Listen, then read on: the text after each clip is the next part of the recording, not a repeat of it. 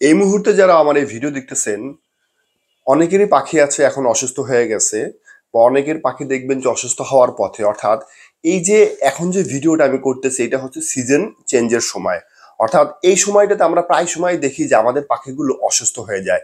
এই সিজন চেঞ্জের সময় যদি আমরা পাখিদেরকে টেক কেয়ার করতে না পারি, তাহলে আমাদের যে ব্রিডিং বার্ড গুলো আছে এবং আমাদের পাখির যে বাচ্চাগুলো আছে, এগুলো কিন্তু অসুস্থ হয়ে যায় এবং খুবই সামান্য কিছু অসুস্থ হয়ে এটা বিরাট আকৃতি ধারণ করে এবং ফলশ্রুতিতে আমাদের যে ব্রিডিং পাখিগুলো আছে এবং বাচ্চাগুলো আছে, সেগুলো কিন্তু মৃত্যুর কোলে ধাবিত হয়। তো আজকের ভিডিওতে আমি আমাদের এই পাখিগুলো এই আপনার আবহাওয়া চেঞ্জের জনিত কারণে যেন অসুস্থ না হয়, তার জন্য কি করতে পারি এবং কি ধরনের টেক কেয়ার নিতে পারি এবং সাথে কি ধরনের মেডিসিন আমরা ইউজ করতে পারি, সেই বিষয়ে আপনার আলোচনা করবো। আসসালামু আলাইকুম, আমি মামুন, বারিশটি চ্যানেল বিএসিতে সবাইকে স্বাগতম। এই মুহূর্তে যারা ভিডিও দেখতেছেন, সবাইকে আন্তরিক ধন্যবাদ। ভিডিও শুরুতে বরাবর অনুরোধ থাকবে, চ্যানেলটি সাবস্ক্রাইব করে না থাকলে সাবস্ক্রাইব করে পাশে থাকা বেল বাটনটি বাজিয়ে দিবেন। আর আপনি যদি অলরেডি সাবস্ক্রাইব থাকেন, আপনাকে আন্তরিক ধন্যবাদ। চলুন সবাই মিলে আজকে ভিডিওটা শুরু করি। ভিডিওকে অবশ্যই লাইক করবেন, চ্যানেলকে সাবস্ক্রাইব করবেন এবং বেশি বেশি করে শেয়ার করবেন অপরকে দেখার জন্য, জানার জন্য। ধন্যবাদ। আশা করি আমরা আমাদের পাখির থেকে চমৎকার এবং খুবই সুন্দরভাবে ব্রিড নিয়ে নিছি এবং আমাদের পাখিগুলো এবং আমাদের পাখির বাচ্চাগুলো কিন্তু খুব বেশি ভালো আছে।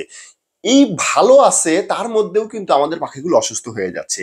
অর্থাৎ এই যে সিজন চেঞ্জের সময়টাতে আমাদের পাখিগুলো মারাত্মকভাবে অসুস্থ হয়ে যায় যদি আমরা একটু দেখভাল না করি বা একটু আমরা যদি টেক কেয়ার না করি। আমাদের অনেকের কাছে বাজারি গড়, ককাটেল, লাভবার্ড, গোল্ডেন ফিন্স, বড় পাখির মধ্যে হচ্ছে সানকোনোর, পাইনাভেল কোনোর, রোজেলা, টাকুইজেন, হ্যাঁ, yellow ring neck, blue ring neck, বিভিন্ন ধরনের পাখি কিন্তু আছে। এই পাখিগুলো কিন্তু এই সিজন চেঞ্জের সময় কিন্তু আমাদের পাখিগুলো অসুস্থ হয়ে যেতে পারে। আর এই অসুস্থতা যদি আমরা ঠিক মতো লক্ষ্য না করি বা ঠিক মতো টেক কেয়ার করতে না পারি, তাহলে কিন্তু আমাদের পাখিগুলো মারা যায়। আর এই সিজন চেঞ্জের সময় পাখিগুলো অসুস্থ হওয়ার মূলত কারণ হচ্ছে তাপমাত্রা, টেম্পারেচারের অত্যাধিক পরিমাণে ফ্ল্যাকচুয়েশন হওয়া। অর্থাৎ দেখা যাচ্ছে যে এতদিন তো একটা ঠান্ডা আবহাওয়ার মধ্যে ছিল, আমরা সবকিছু সুন্দরভাবে আটকায় রাখছিলাম, কোনো রকমের বাতাস আসতে দেই নাই, কোনো রকমের বাহিরের কোনো রকমের তাপমাত্রা ভিতরে ঢুকতে দেই নাই। তারপরেও এই যে এখন যে পরিবেশটা, আমরা কি করতেছি, আস্তে আস্তে এগুলোকে সরাই দিচ্ছি এবং পাখিকে আমরা স্বাভাবিক করার চেষ্টা করতেছি। কিন্তু হঠাৎ করে দেখা যাচ্ছে যে মাঝে মধ্যে ঠান্ডাটা বেশি পড়তেছে, গরম পড়তেছে। এই যে ঠান্ডাটা বেশি পড়া এবং হঠাৎ করে গরম পড়ায়, এতে কিন্তু আমাদের পাখিগুলোর যে শারীরিক যে তাপমাত্রা, এটা কিন্তু সে ঠিক মতো নিতে পারতেছে না। ফলশ্রুতিতে আমাদের পাখিগুলো অসুস্থ হয়ে যাচ্ছে। আর এই অসুস্থতার অন্যতম অসুস্থতা হচ্ছে হলো এটা ঠান্ডা জনিত অসুস্থতা। অর্থাৎ আমি পাখিগুলো ঠান্ডা লেগে যাচ্ছে। আমাদের পাখিগুলো কিন্তু আহামরি কোনো অসুস্থ হবে না, কিন্তু সামান্য একটু ঠান্ডা হবে। এই সামান্য ঠান্ডার কারণে আমাদের পাখিগুলোকে যদি আমরা চিকিৎসা না দিই, পরবর্তীতে ঠান্ডাটা রেসপিরেটরি প্রবলেমের মধ্যে চলে যাবে, অর্থাৎ শ্বাসতন্ত্রের মধ্যে চলে যাবে। তখন কিন্তু আমাদের পাখিগুলোকে রিকভারিতে সমস্যা হয়ে যাবে। তাই এই সময়টাতে আমাদের যেটা করতে হবে, পাখিকে স্পেশাল টেক কেয়ার করতে হবে। পাখির ঘরের তাপমাত্রা হুট করে বাড়ায় বা কমে এই ধরনের কাজ করা যাবে না।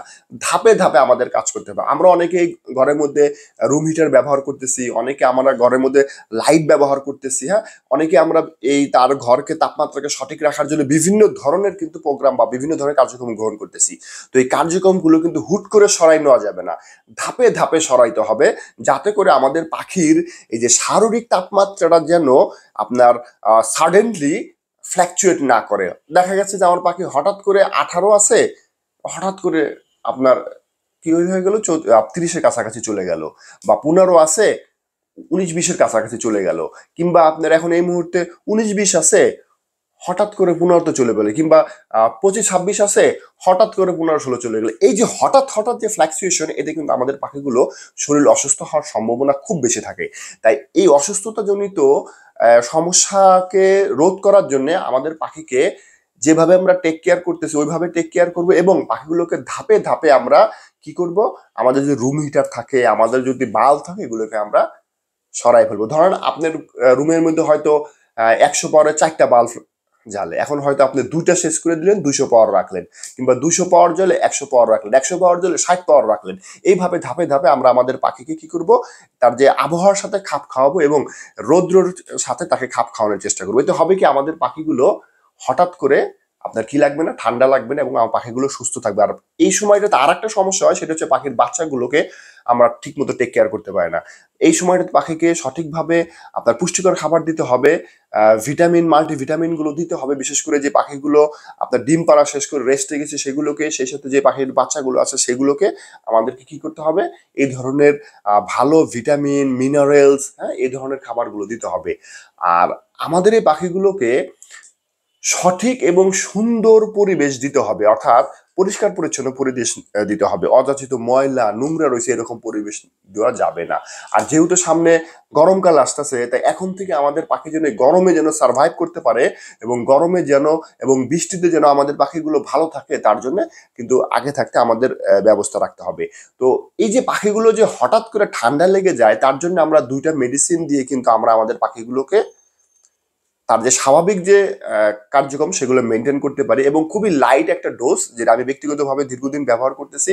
আপনারা চাইলে এটা আমারটা ব্যবহার করতে পারেন, কিংবা যারটা ভালো লাগে সেটা ব্যবহার করতে পারেন। আর আমি সবসময় আপনাদেরকে বলে থাকি, যে কোনো ওষুধ ব্যবহার করার পূর্বে অবশ্যই অভিজ্ঞ বড় ভাই, অভিজ্ঞ ব্রিডার কিংবা ভেট ডক্টরের পরামর্শ নিয়ে নেবেন।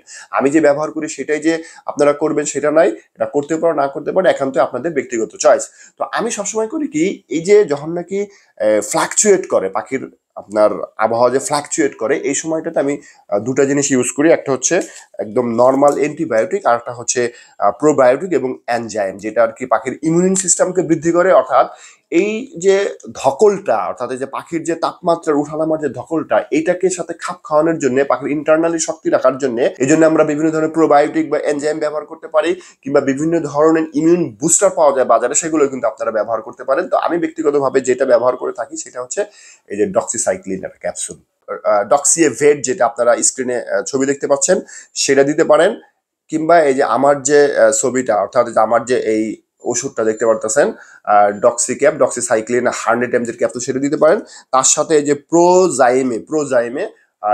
প্রোজাইমেটা দিতে পারেন, তার সাথে প্রোজাইমেটা দিতে পারেন। এটার মধ্যে হচ্ছে প্রোবায়োটিক এনজাইম, এই জিনিসগুলো আছে। এগুলো দিলে হয় কি, পাখির যে ভিতরে যে নর্মাল যে ঠান্ডার যেটা, সেটাকে একটা প্রোটেকশন হিসাবে কাজ করে এই অ্যান্টিবায়োটিক।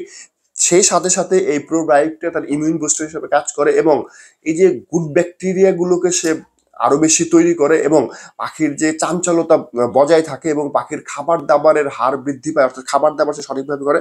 ফলশ্রুতিতে পাখির এই যে আবহাওয়া চেঞ্জের যে কারণে যে ধকলটা, সেটা সে খুব সহজে সার্ভাইভ করে চলে যায়, বা সার্ভাইভ হয়ে সুন্দর একটা সময় পাখিগুলো চলে যায়। তাই এই গরম আসতেছে এবং শীত যাইতেছে, এই সময়টাকে পাখিকে খুবই সেন্সিটিভ সময়, এবং এই সেন্সিটিভ সময়ের পাখিকে রক্ষা করার জন্য, পাখিকে সার্ভাইভ করার জন্য এই 2টা ওষুধ কিন্তু আমরা ব্যবহার করতে পারি। এছাড়াও আমাদের পাখিকে পরিষ্কার পানি, পুষ্টিকর খাবার, সফট ফুড, এগ ফুড, সঠিক মাপের বা সঠিক রেশিওর সিড মিক্স যদি আমরা প্রদান করি, তাহলেও কিন্তু আমাদের পাখিগুলো সুস্থ সবল থাকবে।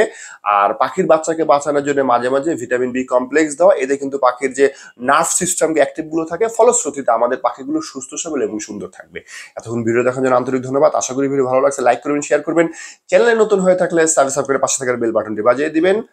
চ্যানেলের সোশ্যাল মিডিয়া জয়েন না করে থাকলে ডেসক্রিপশনে লিংক জয়েন করে নিন। দেখা হচ্ছে নতুন একটা ভিডিও। ততক্ষণ পর্যন্ত আমাদের সবার পাখি ভালো থাকুক। টাটা, আসসালামু আলাইকুম।